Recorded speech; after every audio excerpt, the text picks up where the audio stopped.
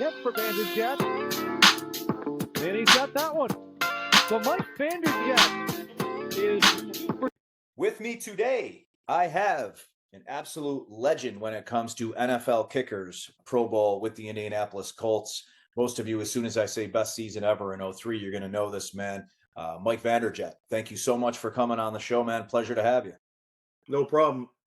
There ain't too many people making 41 field goals in a season without missing. So it was. No, there is not. There's some craziness to that too. I don't know if you want me to expand on it, but we played a Monday night game against the Buccaneers in Tampa. We were down 21. I think maybe 4 minutes left. Down and attempt to block a field goal. That's leaping. That's unsportsmanlike conduct. And now the 29-yard attempt by Vanderjagt. Bangs through. How crazy is this? Everybody had gone to bed. Yeah. We ended up tying the game going into overtime, and this is during my streak. Me and Rice got called for leaping. So he jumped up to try to block it, landed on his own teammate. They moved it up 15 yards. I chunked it off the right upright and in. And a week later, I was at home. I kicked another field goal, went off the left upright and in.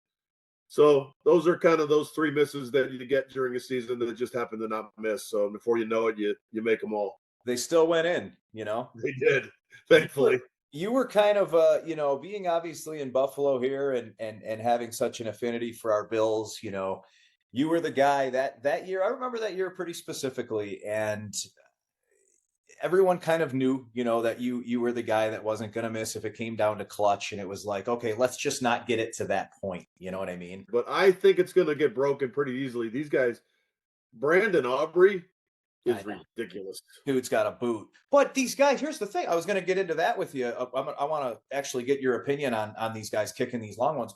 What do you attest it to? That's what they're talking like. We're going to see a 70. What do you attest that to? So when we played, they brought in a K-ball, which was straight out of the box, not overinflated, not broken in. Yep. So I keep saying it's a pinnacle compared to a Pro V1 now. Today they're hitting Pro V1 balls when we were hitting pinnacles. When I was playing, they wanted to increase returns. So they didn't want the punter to hit it as high. They didn't want to kick off to a touchback. So they gave you these balls that were awful. And now they don't have those anymore. I promise you, I hand Brandon Aubrey one of the balls we were kicking, and he's going to go, what on earth is this? I can't make this from 60, never mind 70. So so the ball is a lot different than it used to be. But, I coach kickers and punters, so they start kicking and punting at, 12, where I just ended up in the NFL. Holy cow, looking around, I guess I'm a kicker in the NFL. It wasn't a goal of mine. I never had a kicking coach. Everybody's got kicking coaches these days. Yeah. And that's kind of helps as well. So they start a lot earlier. They focused on kicking, and they have a really good ball to hit. I love that you said that about the ball, because I did hear a lot about that, right? And even the PSI is different too, right? The inflation's different, I believe in it, right? For field goals, before I got in the NFL, Chris Gardocki was the punter for the Colts, and I'm just like, what do you I didn't even know about getting a ball ready for a game. I just played in Canada with Doug Flutie was my holder, and whatever the ball was. Yeah. But he's like, no, you got to put it in the dryer. Then you got to overinflate it. So there's a process to getting a ball ready to be kicked in an NFL. A dryer, game. Huh? I guess to, it makes sense. So the seams of football, you want to overinflate the ball, you want to expand it, you want to soften the leather. So all of these things help to make basically a balloon ball as much as they could without it getting carried away. That is super interesting. I think, for every era and every time, it's hard with any walk of life, right? Or anything we do, it's kind of hard to go back and say, well, at this time, right? Because there's never going to be another 03 or that era, right, of football. I mean, now you got these guys kicking off into a landing zone, and they're starting at the 40 and the 45. I mean, Mike, you got 30 yards for a field goal, right? It's like, I get the wanting to the returns and for the game, it's cool, but it's kind of weird to me. I don't know, even when they kick and then watching all those guys and then waiting till and then seeing them go, to me, it's just so foreign because I'm such an old school football guy. What do you think of it? Yeah, it doesn't make much sense. The fact that you kick it, I mean, they were bombing kickoffs out of the back of the end zone, and now a yard deep, and they get it at the 35. Well, Yeah.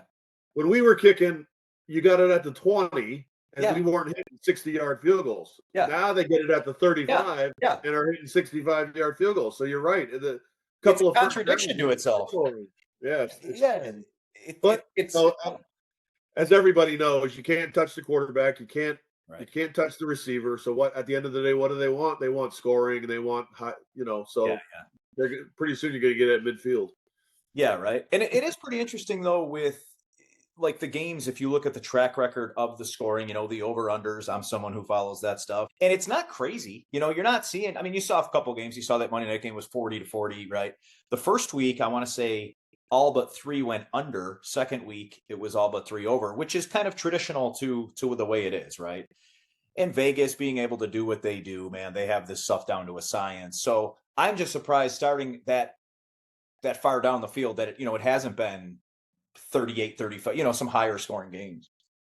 Yeah, I would agree. I don't know a whole lot about the over-unders. I never paid attention to it, but you would think common sense says higher scoring. I mean, that's just what you would think. But, the quarterback play may be down a little. There's the elite of the elite, but then the middle level, lower level, I don't want to bash anybody, even though I've got a list that are not good. But anyway, no, I'm the same way. But my thing, Mike, is the recycled. Like, if it didn't work 1, 2, 3, 4 teams, it's time to move on. The biggest exception and the guy who has surprised me the most is Sam Darnold. I truly thought that dude was going to be a bust, right? I mean, you have like your Zach Wilsons, that whole class, or those 2 years of class there. And Sam Darnold is proving to be very formidable. Why the Vikings let him go, I'll never know, right? I mean, you had a great thing going there. Pay the man. You go with this rookie who's never played, he's unproven, and now you got Carson Wentz there. He's like 40, 50, but it's mind-boggling to me. And what I always say, the Buffalo Bills, I'll use them obviously as the example. They had Jim Kelly, Josh Allen. Okay, those 2 quarterbacks are so far above and beyond from any other quarterbacks that the Buffalo Bills have ever had. Flutie came in, he did his thing for a little while. We had Bledsoe at the end of his career. But those 2 guys, those are your franchise guys, right? There's teams that are just constant journeymen. The Jets. The Jets have never, I don't think they've had a good quarterback since Namath. Yeah. So when you look at, we'll just use Russell Wilson, for example. Yeah. The Seattle Seahawks basically said, okay, we don't want Russell Wilson anymore.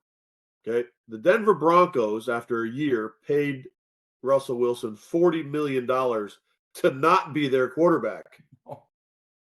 So then he goes to the Steelers, and if you watch the Steelers at all last year, they were an absolute debacle. And then the Giants are going to go, that's our guy. Right. And you're just right. like, Thank what you. film did you watch in the last 4 years that you said we want to give Russell Wilson $10 million? And the same thing with Justin Fields. Thank you. Yes. Chicago traded Justin Fields for a bag of pucks. He played 3 games in Pittsburgh, was winning, and they still benched him. Russell Wilson was awful, and they still didn't put him back in. So what did that tell you about what Steelers thought of Justin Fields?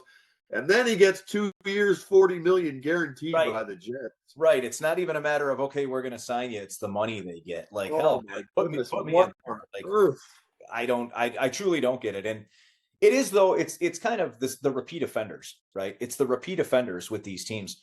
Brian Daboll, shout out to Brian. He's a Buffalo guy. He's from St. Francis, 5 minutes down the road here. And he was great as an OC with the Bills. That doesn't mean that you're a leader of men for a whole team. It just doesn't. There's the respect factor in the locker room. Mike, there's so much more that goes into coaching. You're a coach yourself now.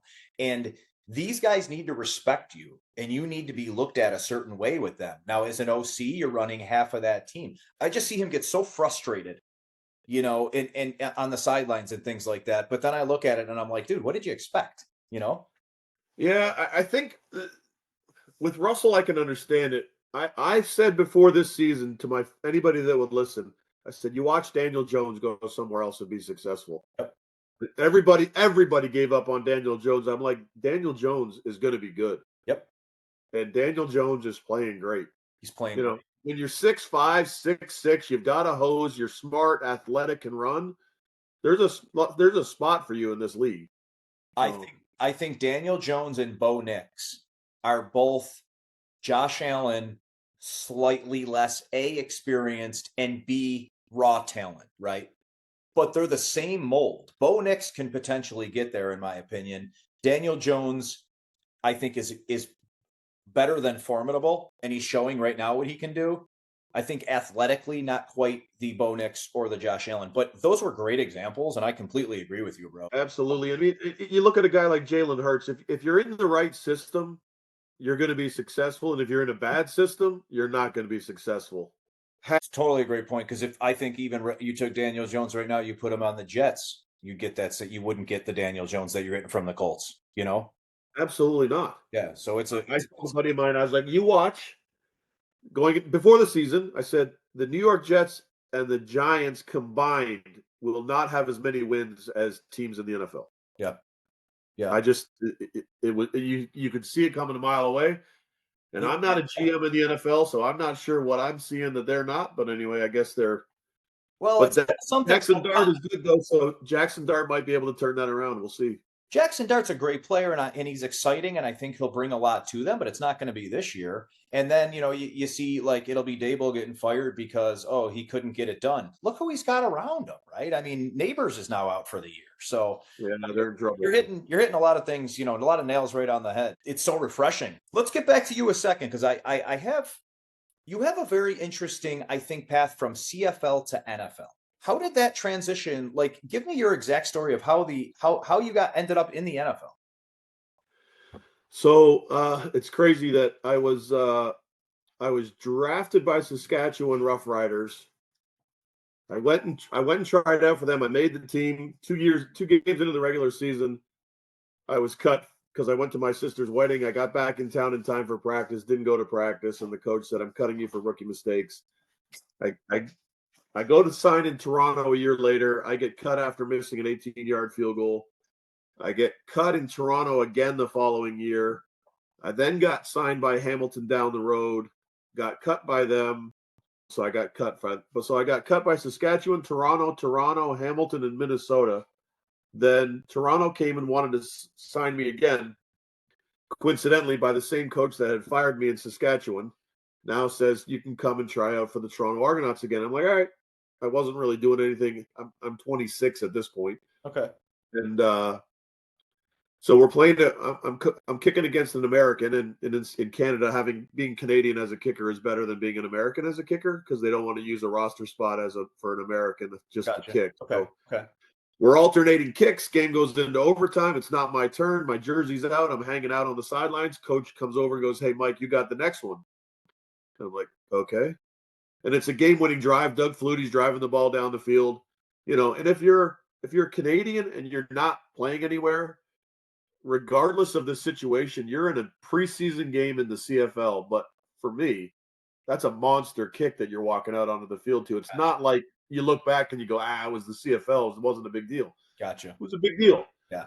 So, and not only that, the greatest player in this history of the Canadian Football League is your holder.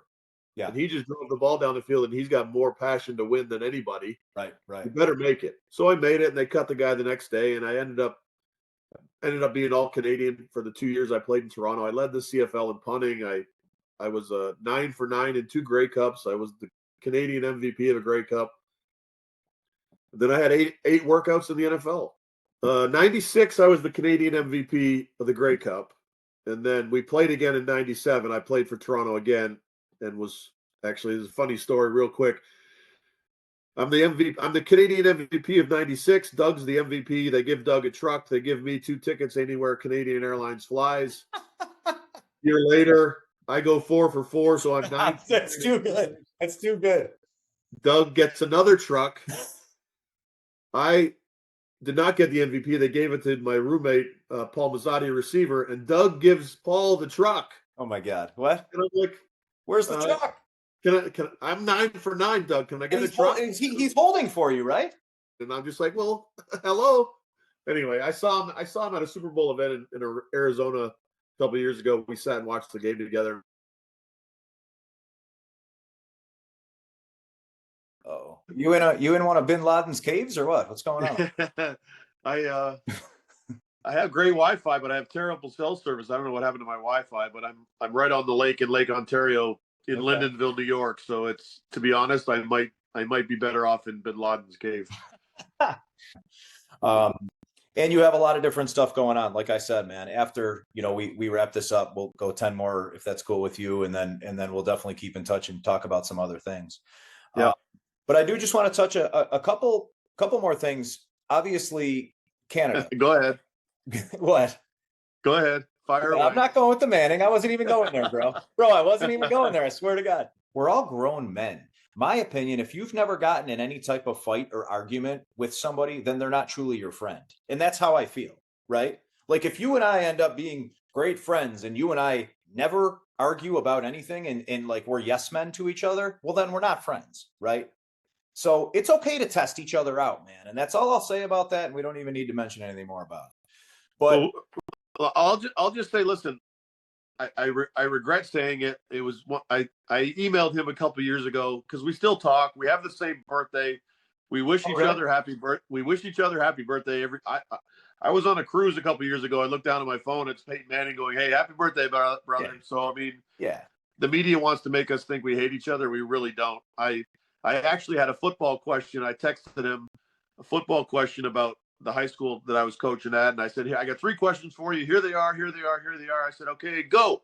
And then 20 minutes later, I get this voiced answer from him about hash marks and where you'd rather snap the ball from, and which is exactly what I asked. So, I mean, yeah, I'm running around the sidelines going, showing our quarterback. I said, "Hey, listen, if you don't believe me, listen to this." Yeah. One of the most smartest minds in football ever is telling you this is how it needs to be done.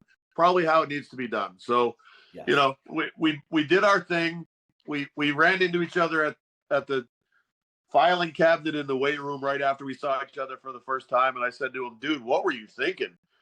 And he said, "Dude, what was I thinking? What were you thinking?" I was like, "Yeah, it's a good point." So, and from that point, we played 4 more years together. It's not right. And that's the thing, like it's a brotherhood. Football's a brotherhood. Like if it was that big of an issue, Manning, the way he was at that point, being the absolute face of the NFL, trust me, you would not, and I'm sure you agree with me, you would not have been on that team. So 100%. Obviously it was never a situation like that. No, I know it's like, what can you possibly say after that, right? You're like, you want me to show and prove? I'll shut a lot of people up here, right? Everybody who meets me, they're like, "Oh, did you play for the Colts? Oh, did you play with Peyton?" I said, "No, Peyton played with me." Yeah, that's what you should be saying, man. Right? Like I said, we still talk today. So the media is the media, and they want to make something out of nothing. I retired as the best in the world at what I did, and I feel like I underachieved as a kicker. That I had so much more to offer as an athlete than just being a kicker. But you can't look back now. But I played AAA hockey for Oakville when I was growing up. Okay. In 2006, the NHL actually had a lockout, and they had Our Game to Give was a charity game at Hamilton Tiger Cat Stadium, outdoor stadium, and I was the only non-NHL guy in the game. So Curtis Joseph's in one end, Martin Brodeurs in the other end. Opening faceoff, I'm standing next to Bob Probert. God, that's wild. I asked him if he wanted to go. He said no. So you weren't Rob Ray, that's why. That's probably or Ty Domi. Yeah, right. I mean, obviously, an athlete, man, you could have played whatever I think you would have focused on. And it is interesting what you just said too, because essentially for the NFL career, you weren't until 26, 27, right? These guys have 28 is a rookie in the NFL. You had your first year? Really? Yeah. Yeah, that's a late start in the NFL. And I didn't have to. What's that? What was your last kick in the NFL? What age? 36. Okay. And then I played Toronto. I played in Toronto again, and I was 38. Okay. When I was in Dallas, the ball wasn't going in, and I couldn't figure it out, and it had nothing to do with mental. It had everything to do with technique. I could not figure out why the ball wasn't going in. I think I missed 5 kicks in Dallas. 4 of them hit the upright, on the right upright. Like I just couldn't figure it out, and I couldn't make a thing in practice. I know this is kind of a silly question, but does it when you're that good at it and you've been doing it for so long?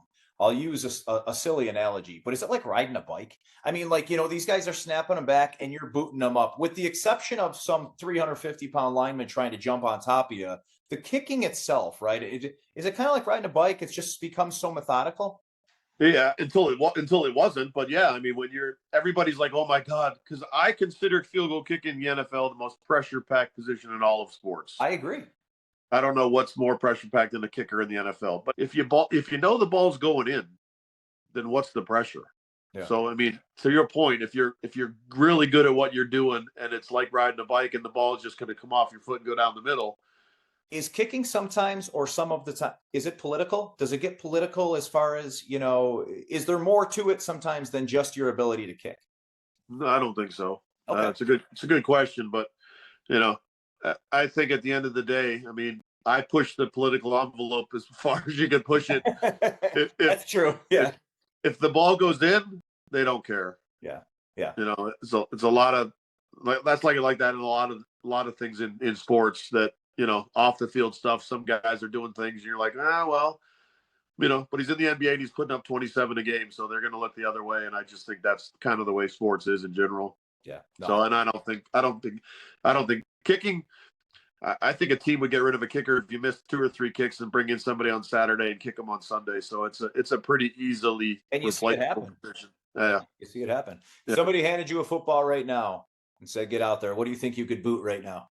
No warm ups, nothing. You get out there with one of the new balls. Let's go this. Hold on. Let's get one of the new balls. So that just added 10 yards. I still coach kickers and punters. I did a thing on in a pregame for West Virginia football last year. I banged a 50.